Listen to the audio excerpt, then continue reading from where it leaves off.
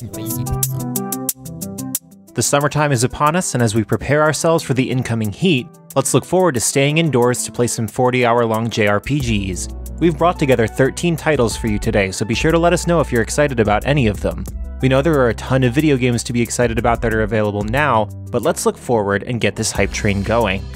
When it comes to dungeon crawlers, Etrian Odyssey is a consistent series of high-quality games. However, after the 3DS lifetime ended, the future of the franchise became uncertain as it was only released for Nintendo handhelds and used the dual-screen scheme as a central point of the experience. Fortunately, Atlus is giving the series a new go on the PC and Switch with Etrian Odyssey Origins Collection, which offers the first 3 titles remastered for a single-screen HD experience. Hundreds of hours of running into FOEs await us again in this heaping helping of dungeon crawling. Here's hoping this is a good sign for a Persona Q2 remaster. Described as a coming-of-age JRPG, Loop 8 is set to be a unique experience in which the power of friendship is very real and an actual mechanic of the game. As a young boy called Nini, we have to save the world from incoming doom at the hands of the Kegai. Our weapons are the friends we make along the way, whose emotions we can influence by interacting with them during the month of August 1983. There are many outcomes depending on your choices, and it's more likely than not that the player may be defeated by those creatures. In case the worst happens, you have the chance to use Nini's power to reset the world, restarting the ever-looping August until you find a way to defeat the dreadful creatures with your friends.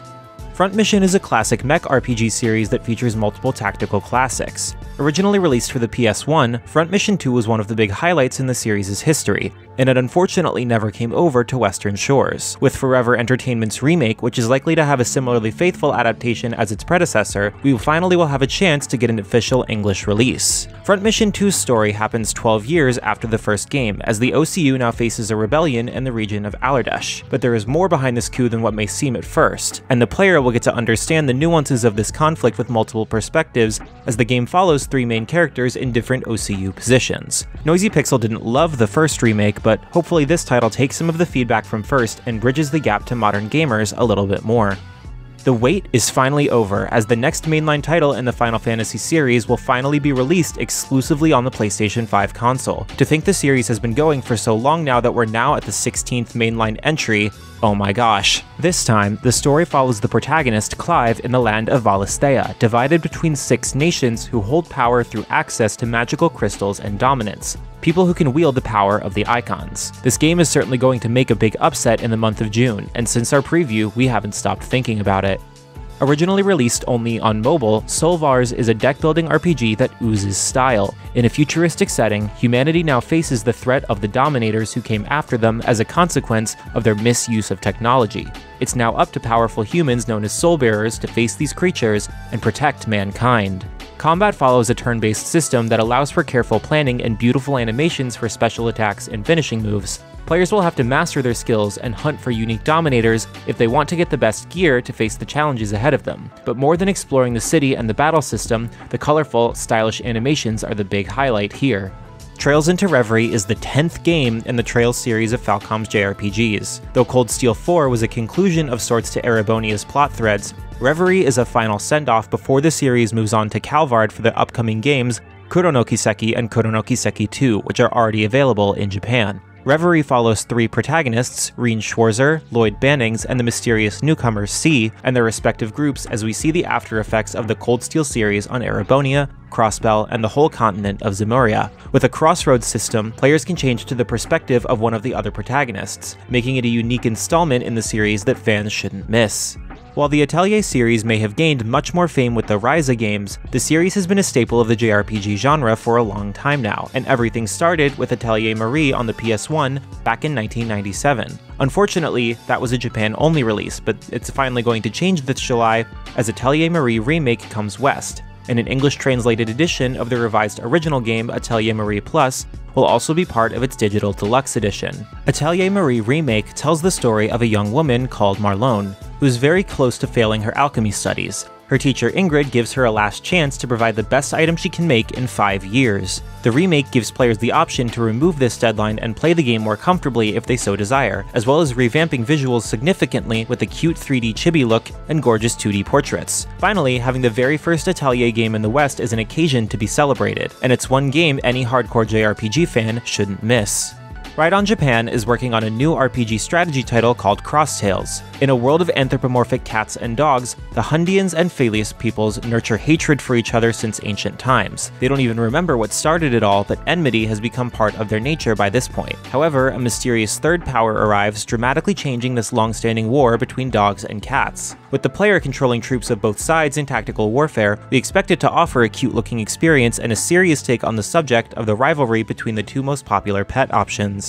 Nippon Ichi Software may be more well known for the Disgaea franchise, but they had one other unique RPG series that preceded it, Marl Kingdom. With inspiration from fairy tales and musicals, the franchise started with Rhapsody on the PS1 and explored the dynamics of young girls' dreams and wishes into a full-fledged wacky JRPG journey. Its sequels were only released in Japan, but NIS America is finally bringing them over west with Rhapsody Marl Kingdom Chronicles. Rhapsody 2, Ballad of the Little Princess, tells the story of the tomboy princess Kururu, the daughter of Cornet, the heroine of the first game. Just like Cornet, she just can't sit still and decides that instead of sitting on her thumbs, she has to go out into the world and look for her prince. Meanwhile, Rhapsody 3, Memories of Marl Kingdom, offers a conclusion to the series with interconnecting chapters that happen in between the events of the previous two games.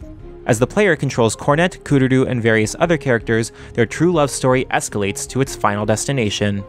Okay, this one might be cheating a little, but hear us out. Sea of Stars may be developed by a Canadian team, but we all know its essence is deeply rooted in Japanese goodness. JRPG is its DNA, so no matter how you slice it, with visible influences from Chrono Trigger and other classics of the genre, even if it's not made in Japan, we still think it counts. Sea of Stars is a turn-based RPG in which the player is rewarded for pressing buttons according to the battle animations, as well as exploiting enemy weaknesses with combos, skills, and a locks system. Seamless navigation through the world is a highlight, with a world that promises an alluring journey through a charismatic 2D pixel art paradise.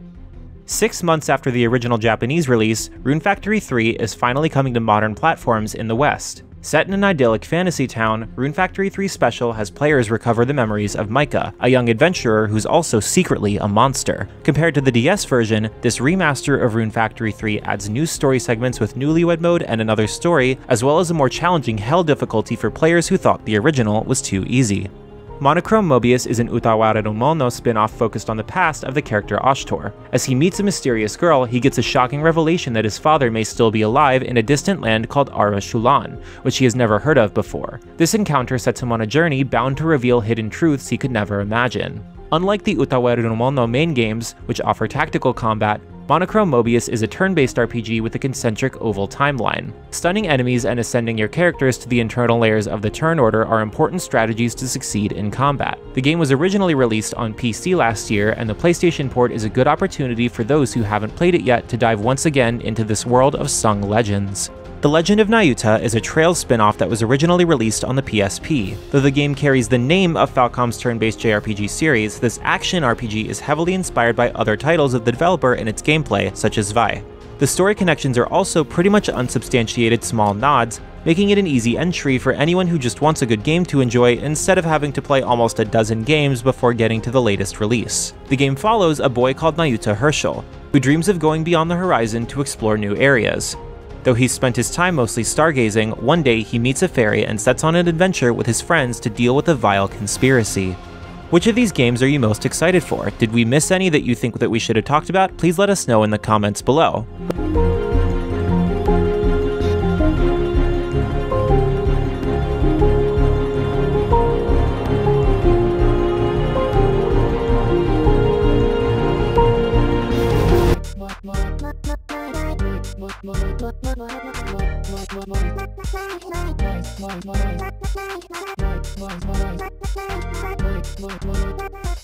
Noisy Pixel.